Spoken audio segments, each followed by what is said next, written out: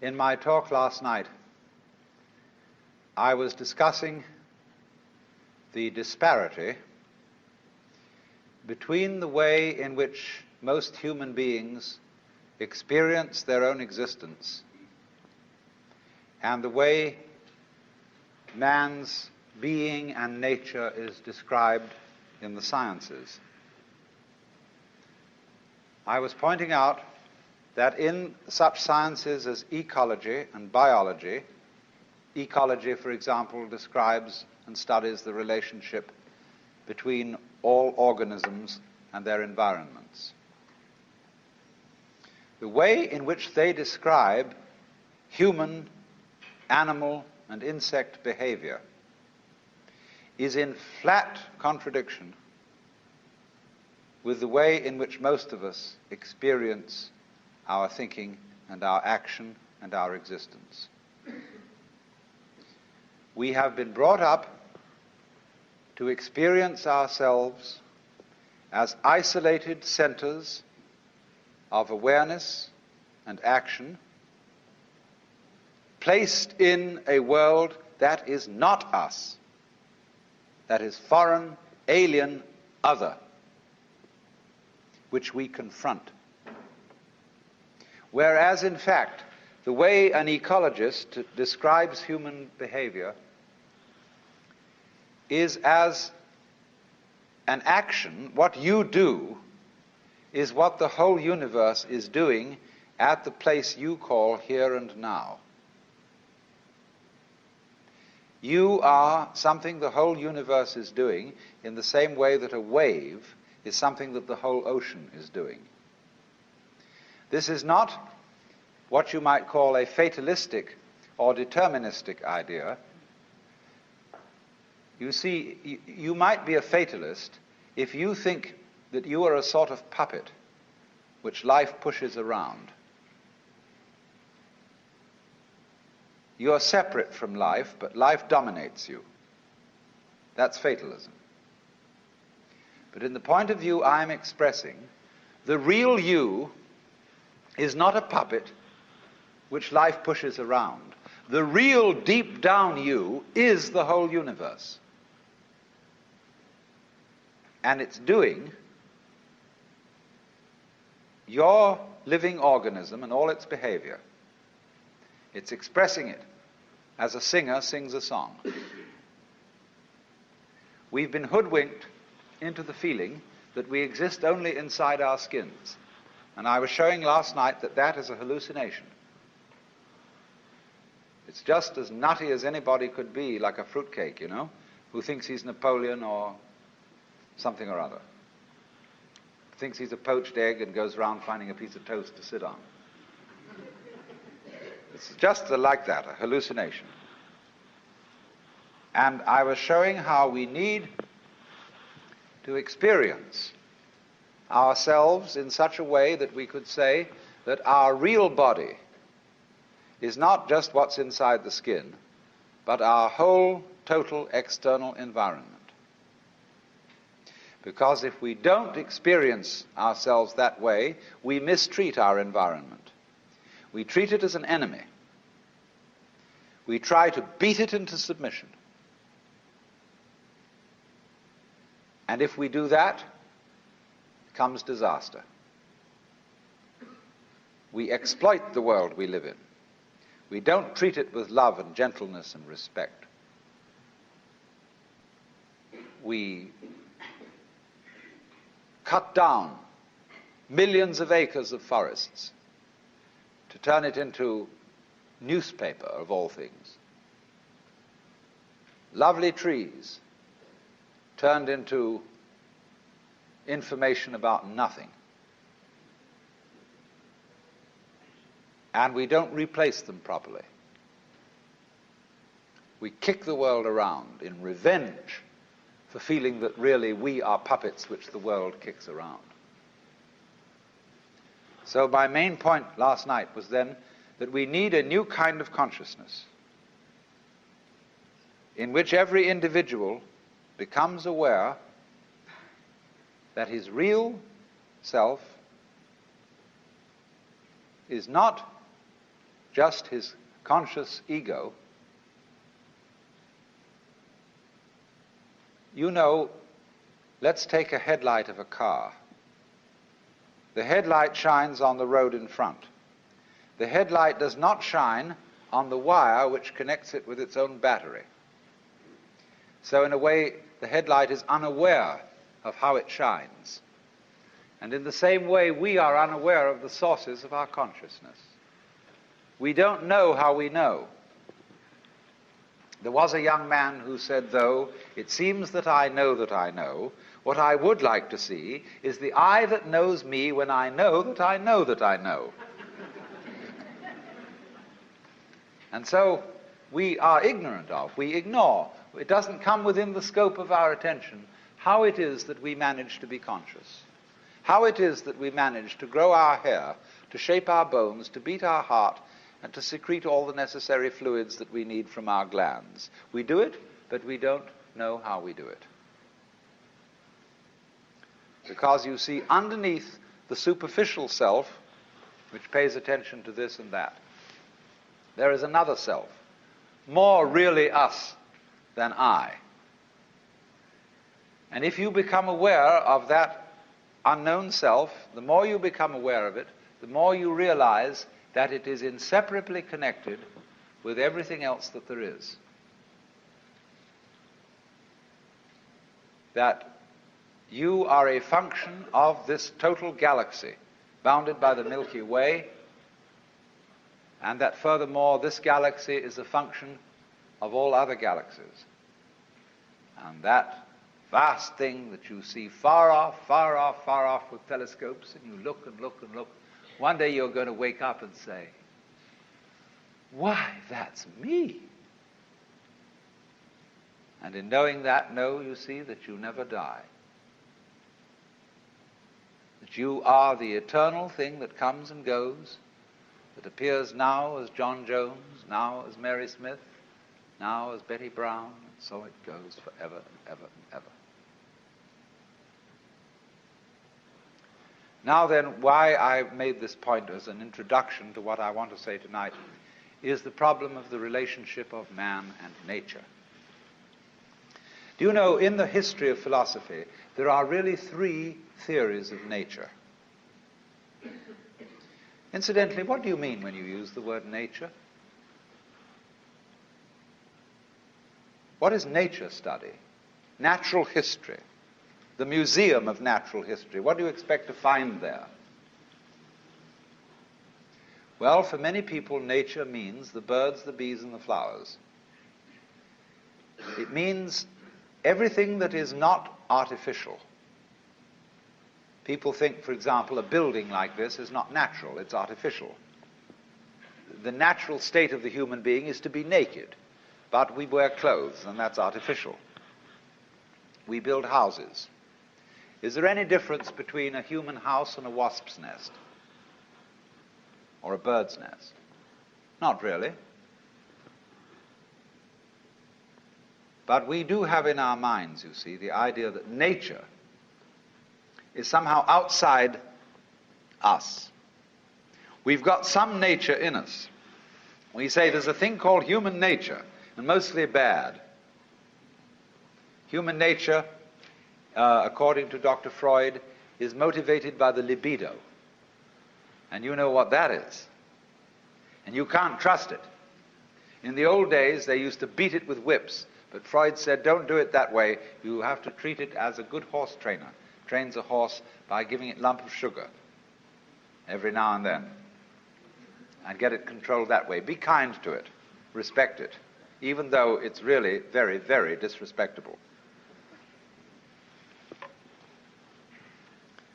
Well, now, there are, as I said, in the history of mankind, three theories of nature. The first theory is the Western theory, which is that nature is a machine or an artifact. We inherit this from the Hebrews, who believed that nature was made by God in somewhat the same way as a potter makes a pot out of clay, or a carpenter makes a table out of wood. It is not insignificant that Jesus is the son of the carpenter.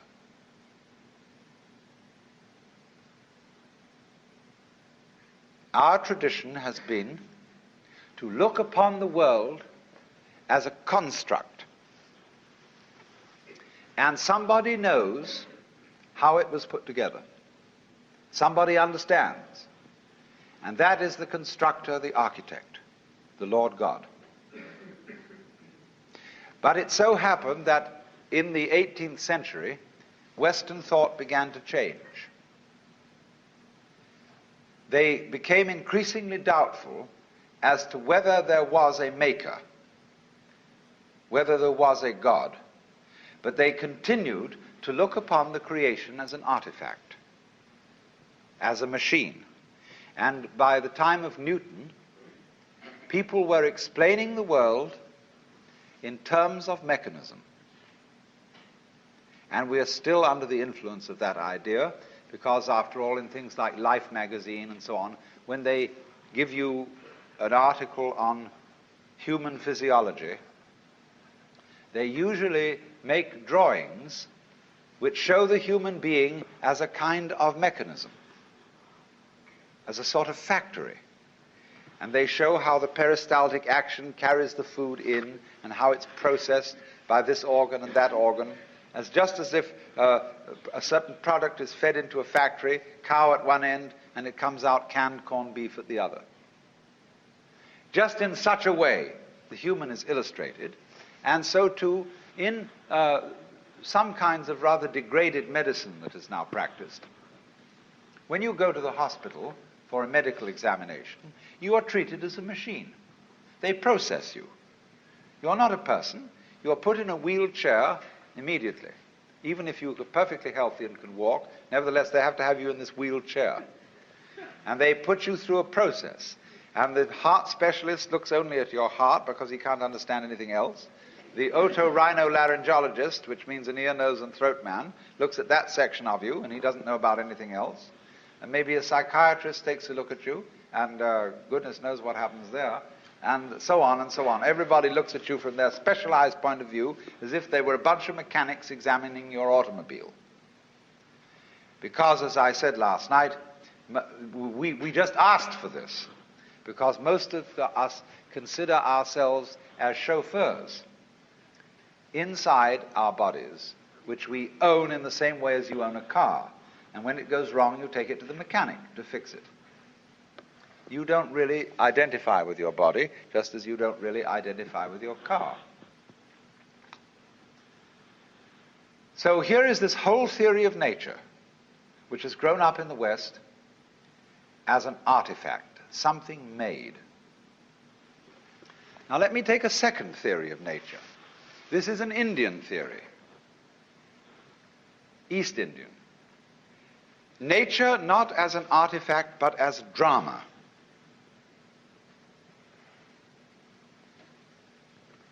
Basic to all Hindu thought is the idea that the world is Maya.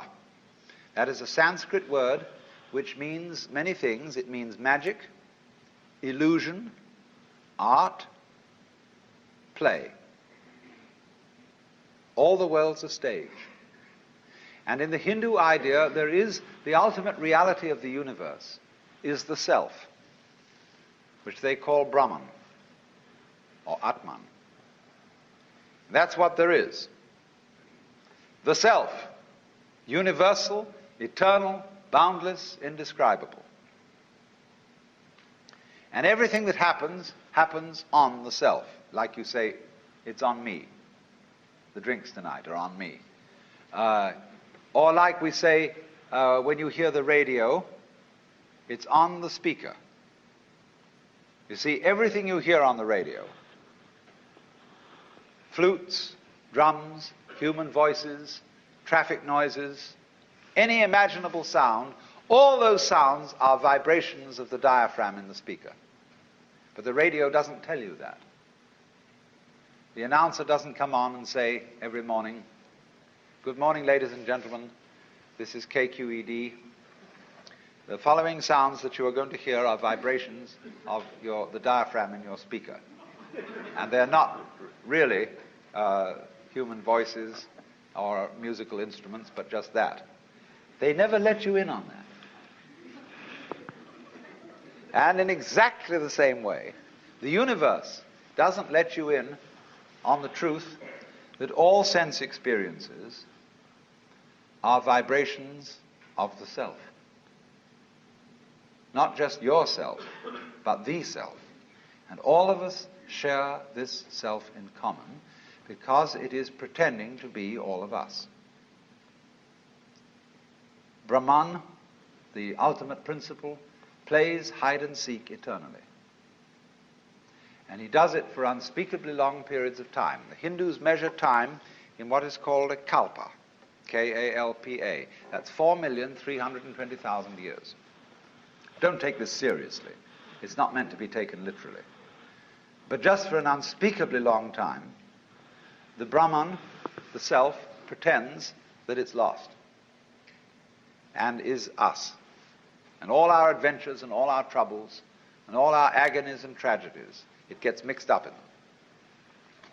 Then after the period of 4,320,000 years has elapsed, there is a catastrophe. The universe is destroyed in fire. And after that, the Brahman wakes up and says, well, good, crazy, what an adventure that was. He wipes the sweat off his brow and says, whew, let's rest a while. So for another 4,320,000 years, the divine self rests and knows who it is. It's me. Then it says, well, this is rather boring. Let's get going again. Let's get mixed up. And it does it in a very strange way because the way the Hindus time it, the first period of getting mixed up, getting lost, is beautiful. That's the longest period. Everything's right. It's just life is glorious. Then it has the next period in which things get a little wonky. Something is vaguely out of order. That doesn't last so long. Then the next period, the third, is when good and evil are equally balanced. And that's still not so long. Finally comes the shortest period when everything bad triumphs and the whole thing blows up and we begin all over again. We're supposed to be living in that now.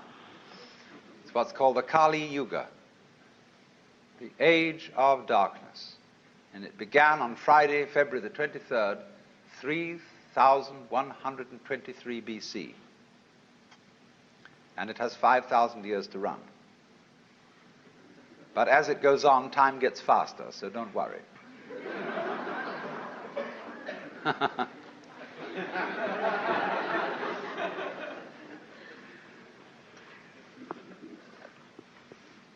So you see, that's a theory of nature as a drama. It's a play. Now there's a third theory of nature, which is Chinese. And this is very interesting. The Chinese word for nature, they call ziran. And this expression means of itself so. What happens of itself. Or we might say spontaneity. It almost means automatic, because automatic is what is self-moving. Only, we associate the word automatic with machinery. But ziran, what is so of itself, is associated in the Chinese mind not with machinery, but with biology. Your hair grows by itself. You don't have to think how to grow it. Your heart beats by itself. You don't have to make up your mind how to beat it. That's what they mean by nature. The poem says, sitting quietly, doing nothing, spring comes and grass grows of itself.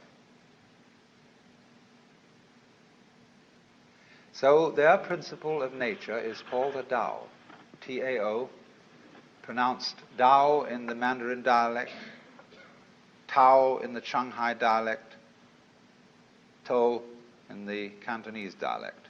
Take your choice. Tao, means the course of nature. And Lao Tzu, who was a philosopher who lived a little later than 400 BC, wrote a book about the Tao. And he said, the Tao which can be spoken is not the eternal Tao. You can't describe it. He said the principle of the Tao is spontaneity. He said the great Tao flows everywhere, both to the left and to the right. It loves and nourishes all things, but does not lord it over them. It accomplishes merits and lays no claim to them. So there is a very great difference between the Chinese idea of Tao as the informing principle of nature and the Judeo-Christian idea of God as nature's Lord and Master. Because the Tao does not act as a boss. In the Chinese philosophy of nature, nature has no boss.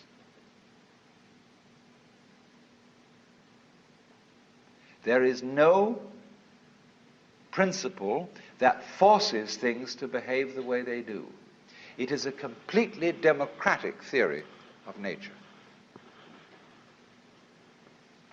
Correspondingly, you see, most Westerners, whether they be Christians or non-Christians, don't trust nature. Of all things, nature is the thing least to be trusted. You must manage it. You must watch out for it. It will always go wrong if you don't watch out. You know, the goblins will get you if you don't watch out. So we're always feeling that you can't trust it. See, we're absolutely instilled with the idea of original sin. You can't trust nature because it comes out with weeds and insects. And above all, you can't trust human nature because if you don't hold a club over yourself, you'll go out and rape your grandmother. Now, the Chinese would say, if you can't trust yourself, you can't trust anything. Because if you can't trust yourself, can you trust your mistrust of yourself? Is that well-founded? See? If you can't trust yourself, you are totally mixed up. You haven't a leg to stand on, you haven't a point of departure for anything. And in this respect, the Taoist philosophy and the Confucian philosophy are in agreement. In Confucius philosophy, the fundamental virtue of a human being is called Ren, spelled Jen for reasons best known to Chinese scholars. I don't know what they are, but it's pronounced Ren. And it's a character, Chinese character, that Confucius placed as the highest of all virtues, higher than righteousness, higher than benevolence, and it means approximately human-heartedness. Now, Confucius once said that goody-goodies are the thieves of virtue. Virtue in Chinese is de. We Romanize it as T-E-H, de. And it means virtue not in the sense of moral propriety, but virtue in the sense of magic, as when we speak of the healing virtues of a certain plant. A man of true virtue is therefore a human-hearted man. And the meaning of this is that one should, above all, trust human nature in the full recognition that it's both good and bad, that it's both loving and selfish. Now, let me give an illustration of the wisdom of this. When people fight wars, I trust them if the reason for which they fight a war is to expropriate somebody else's possessions and women. Because they will fight a merciful war. They will not destroy the possessions and the women that they want to capture. They want to enjoy them. And that's a war based on simple, ordinary, everyday human greed. The most awful wars that are waged are the wars waged for moral principles. You are a lousy communist. You have a philosophy that is destructive to religion and to everything that we love and value and reverence, and therefore we will exterminate you to the last man unless you surrender unconditionally. Such wars are ruthless beyond belief. We can blow up whole cities, wipe people out, because we are not greedy. We are righteous. That is why the goody-goodies are the thieves of virtue. If you are going to do something evil, do it for a plain, honest, selfish motive. Don't do it in the name of God. Because if you do, it turns you into a monster who is no longer human. A sadist, a pure destroyer. So an inflexibly righteous person is not human. And that is why, in Chinese ideas of justice, a good judge is not somebody who abides by the book. Their idea of justice is, for God's sake, keep the case out of court. Let us have a consultation behind the scenes, and let's arrange a compromise. Because we know our opponent is a rascal. I know I am a rascal. And therefore there can be a mutual arrangement between thieves. So we summon her and we talk about it, and we call the judge in an unofficial capacity. And the judge hums and haws, and if he's a good judge, he has a sense of what is called li. I'm going to talk to you about another meaning of a word pronounced li later on, but it's quite a different word. Li is justice, but you can't write it down. There is another word for justice or law in Chinese, zi. And this word represents, in its Chinese character form, a cauldron for cooking sacrifices and a knife. In the high and far-off times of Chinese history, there was an emperor who, when the people brought their sacrifices of meat and so on to be put in the cauldrons, he also scratched with a knife on the side of the cauldrons the laws of the state, so that all the people could read them and understand what they were. But the sages who advised this emperor said that was a very bad thing to do, because the moment people see the law written down, they develop a litigious spirit. That is to say, they think out ways of wangling around it. And that's what we do all the time, don't we? The moment Congress passes a law, tax law especially, all the lawyers get together and they fill it full of holes. They say, well, it didn't define this and it didn't say that. And some of those Confucians wanted to put the language in order and to make all the words mean just so. But the Taoists laughed at them and said, if you define the words, with what words are you going to define the words that define the words? So they said, therefore, the emperor should not have written the laws down, because a sense of justice is not something you can put in words. It's what our lawyers call equity. And you talk to any lawyer, and he, in discussing various judges around town, he will say, well, Judge so-and-so is pretty much a stickler for the letter of the law. But on the other hand, Judge so-and-so has a sense of equity. He knows when the law, the letter of the law, just doesn't apply to this particular case. And he just has an innate sense of fair play. That's the man to be trusted as a judge. So this is what the Chinese mean by a judge who has the sense of li, of real justice. It can't be written down, it can't be explained, because every case is individual. But what such a man has fundamentally in his heart, he trusts the good and bad of human nature. Human beings are complex. We don't know ourselves at all, really. Consider your nervous system. Neurologists haven't even begun to figure it out. And yet all your conscious decisions are based on this thing that you don't understand. You're unbelievably more wise in your nature than you ever will be in your conscious thoughts. Because behind your conscious thoughts lies your nervous system.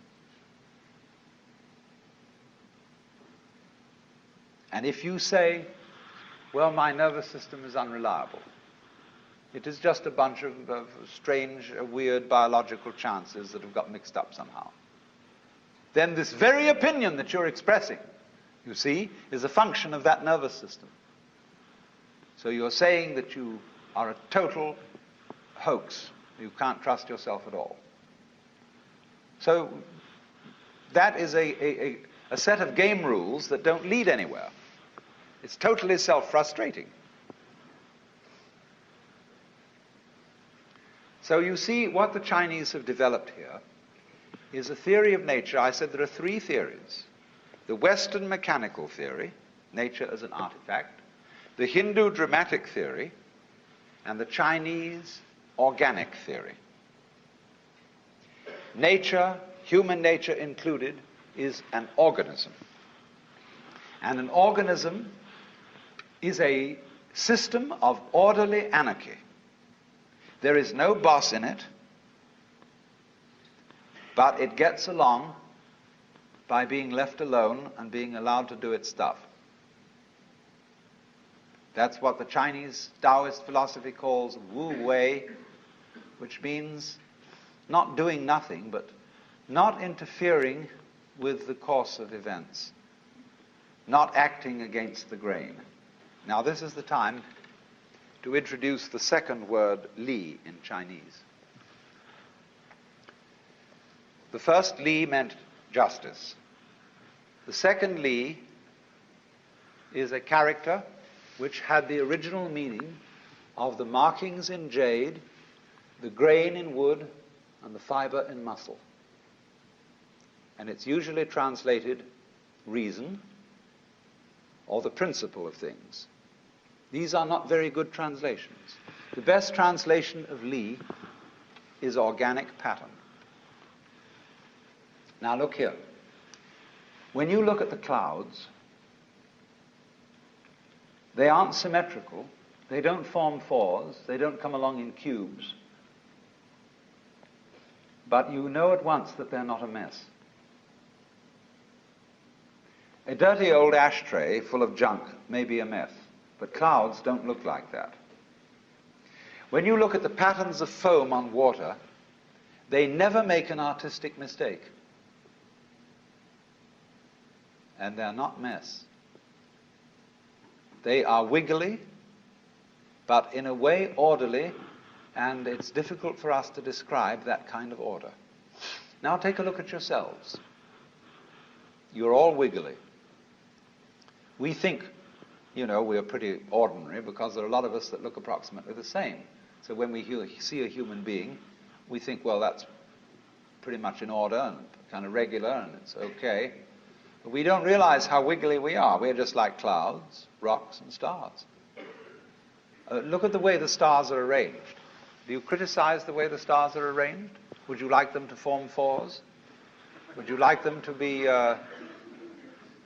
sort of set out like needlepoint on the canvas of the skies? There was somebody in the 18th century, in the days when they built formal gardens of clipped hedges and made all the tulips stand together like soldiers, who criticized the stars for being irregularly arranged. But today, we don't feel that way. We love the way the stars are scattered. and they never make a mistake in their arrangement. What about mountain ranges? Do you criticize the valleys for being low and praise the peaks for being high? You just say it's great, it's the way it is. Now that kind of order, the artist pays a tribute to it by painting a landscape. People, in every national park, there's a place called Inspiration Point. And people go there and they say, oh, it's just like a picture. And nobody knew this 400 years ago. It took the artists to paint landscape, and then people realized how beautiful it is. Nowadays, artists are painting pictures of damp, stained walls and floors where people have dropped a lot of paint. And one day people will walk into a room where there's a lot of paint been scattered on the floor and a general thing, and they'll say, my goodness, it's just like a Jackson Pollock. Oh, ain't it just like a picture? See? It always takes the artist to show us the vision. But of course, in the meantime, it is difficult. You go to an exhibition of contemporary non-objective painting, and a kind of square fellow walks in there and he says, that's not what I call a picture. Because it's against his prejudices. But I say to people now, excuse me, wait a minute. Take a look at that again. I'm going to tell you something. That painting is a colored photograph of guess what? And he looks at it in astonishment and entirely new eyes. What could that be a photograph of? And he begins to see it might be a photograph through a microscope of globules, of germs floating in liquid. It might be anything, but there it is. It suddenly comes at him. Goodness knows whether that was what the artist intended, but that's a method of giving people a shock, of seeing things in a new way.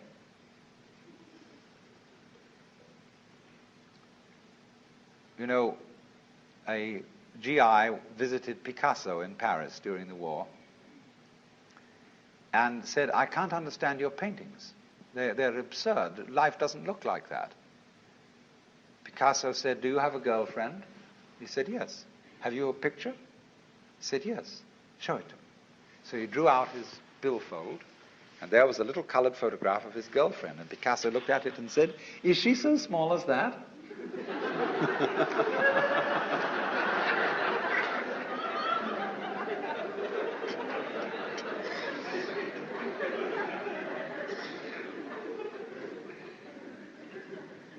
Now then, the idea of Li, the idea of natural order,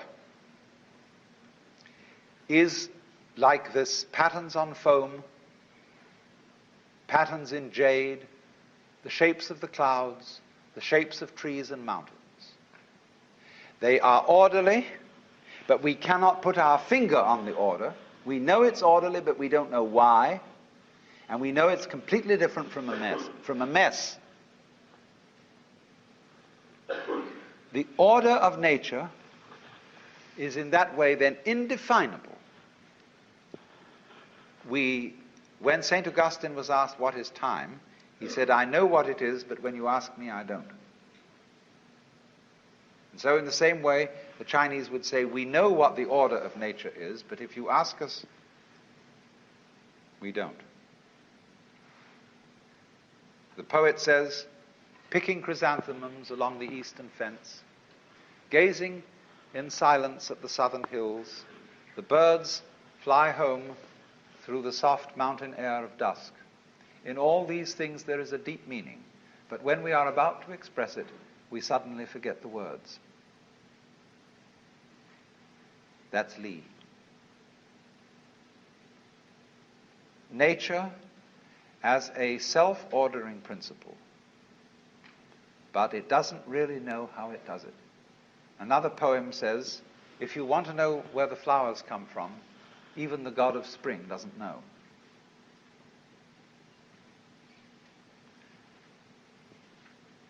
This is a very remarkable attitude to nature.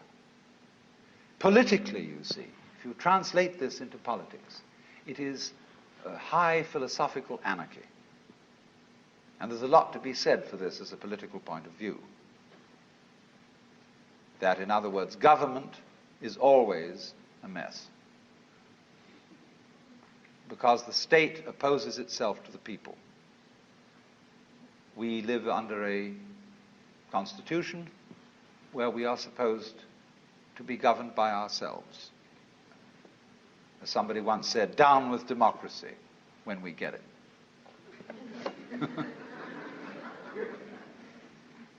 Because the government always creates itself as a business in competition with all the other businesses.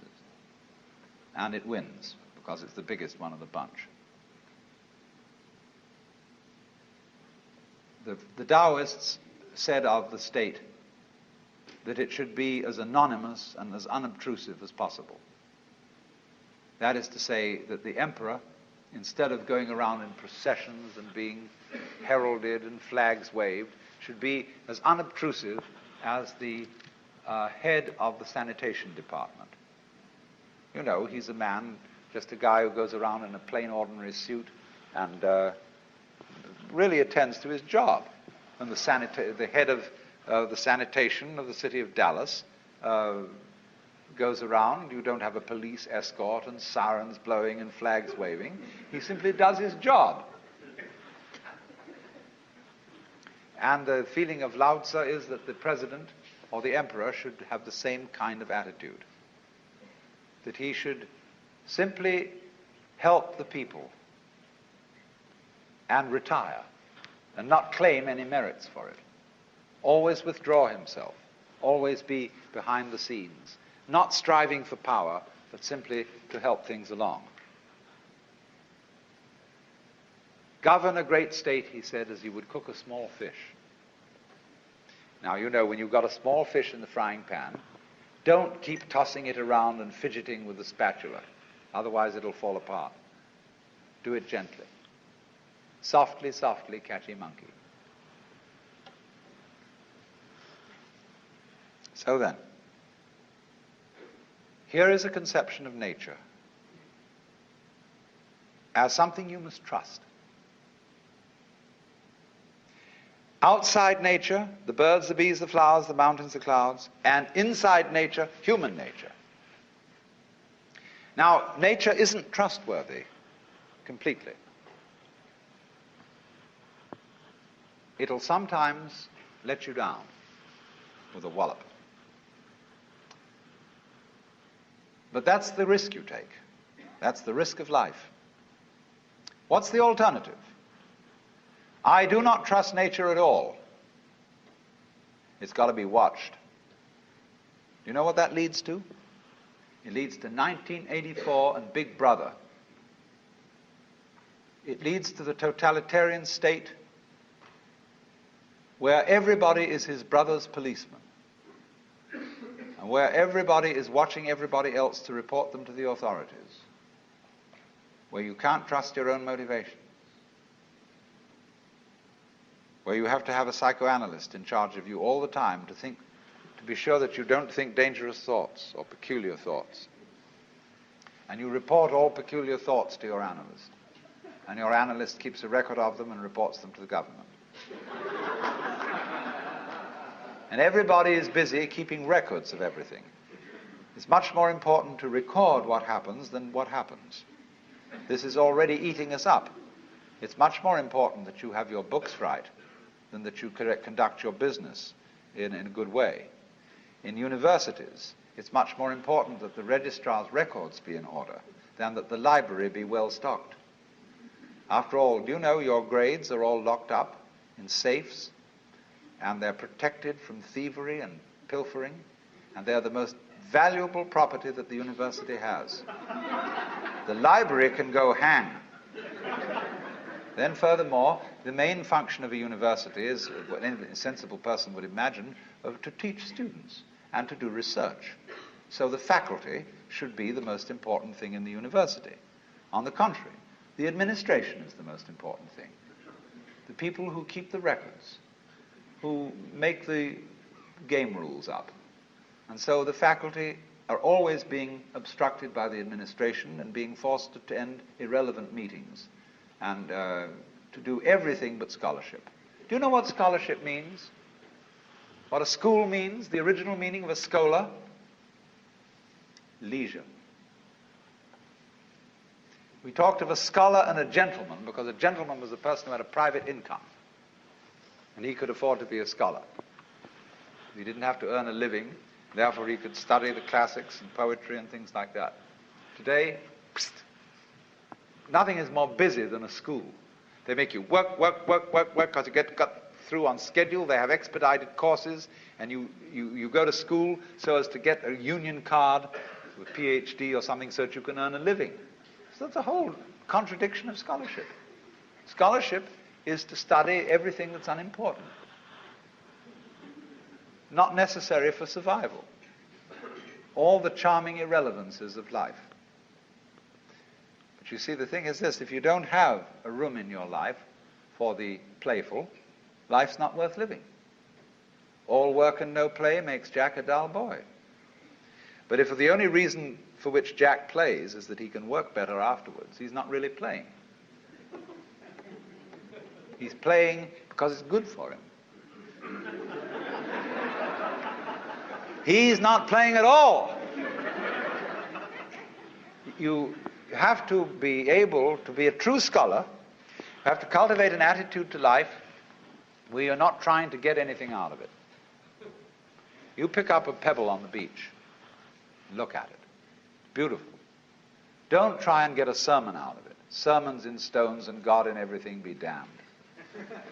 Just enjoy it.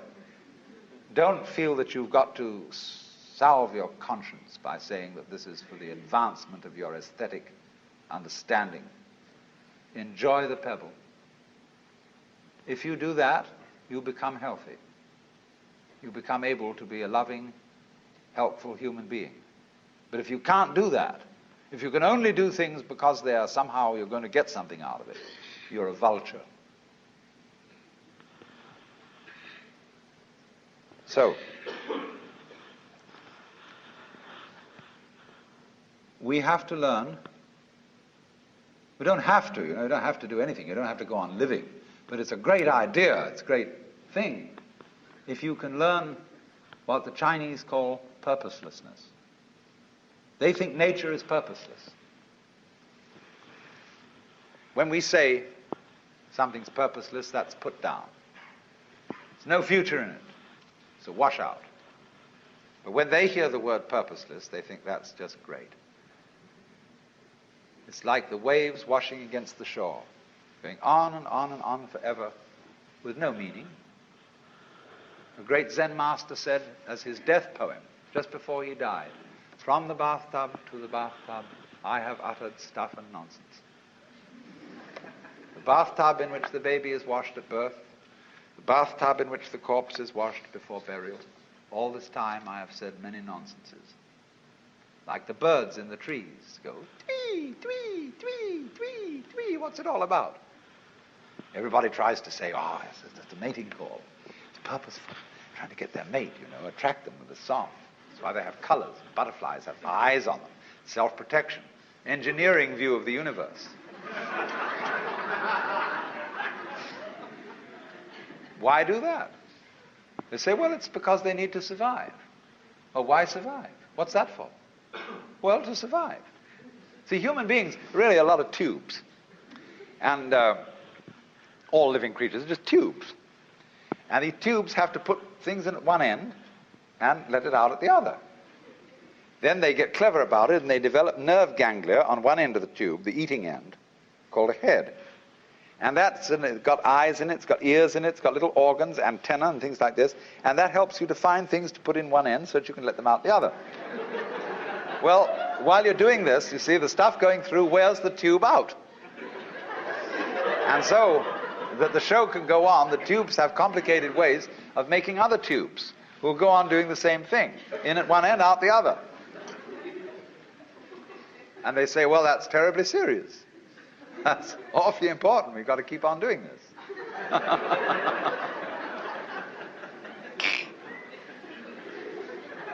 But when Chinese say nature is purposeless, this is a compliment. It's like the idea of the Japanese have a word, yugen. And they describe yugen as watching wild geese fly and be hidden in the clouds. As watching a ship vanish behind a distant island. As wandering on and on in a great forest with no thought of return. Haven't you done this? Haven't you gone on a walk with no particular purpose in mind? Carry a stick with you and you occasionally hit at old stumps and wander along and sometimes twiddle your thumbs. It's at that moment that you are a perfectly rational human being. You've learned purposelessness. All music is purposeless. Is music getting somewhere? If it were, I mean, if the aim of music were, of a symphony, were to get to the final bar, the best conductor would be the one who got there fastest. See, dancing, when you dance, do you aim to arrive at a particular place on the floor? Is that the idea of dancing? No. The aim of dancing is to dance, is the present. Well, it's exactly the same with our life. We think life has a purpose. I remember the preachers used to say, when I was a small boy, I'd always hear it. We must follow God's purpose. His purpose for you and his purpose for me. When I asked these cats what the purpose was, they never knew. They didn't know what it was. They had a hymn. God is working his purpose out as year succeeds to year. God is working his purpose out and the time is drawing near.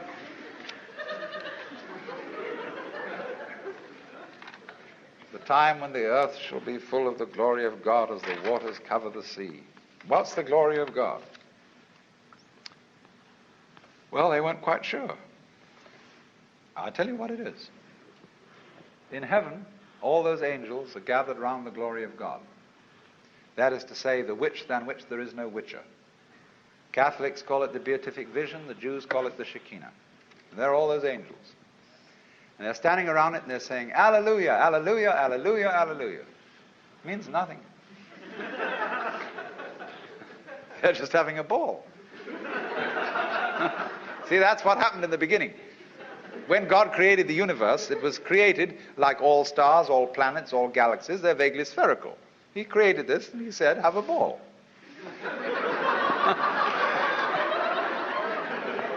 But before he said that, he said, you must draw the line somewhere. That was the real thing he said first. Before let there be light. That came later. First thing was, you must draw the line somewhere. Otherwise, nothing will happen. You know, you've got to have the good guys, the bad guys. You've got to have this, you've got to have that. The black and white, light and darkness. Must draw the line somewhere. Now, here's the choice then. Are you going to trust it or not? If you do trust it, you may get let down. And this it is yourself, your own nature, and all nature around you. There are going to be mistakes. But if you don't trust it at all, you're going to strangle yourself. You're going to fence yourself round with rules and regulations and laws and prescriptions and policemen and guards, and who's going to guard the guards, and who's going to look after Big Brother to be sure that he doesn't do something stupid. No go. Supposing I get annoyed with somebody in the audience, and I'm going to throw this ashtray at them. But I don't want to hit my friend sitting next to that person. I want to be absolutely sure this ashtray hits that individual. And so I don't trust myself to throw it. I have to carry it along and be sure I hit that person on the head. See, I don't throw it because I can't let go of it. To throw it, I must let go of it. To live, I must have faith. I must trust myself to the totally unknown. I must trust myself to a nature which doesn't have a boss, because a boss is a system of mistrust. That is why Lao Tzu's Tao loves and nourishes all things, but does not lord it over them.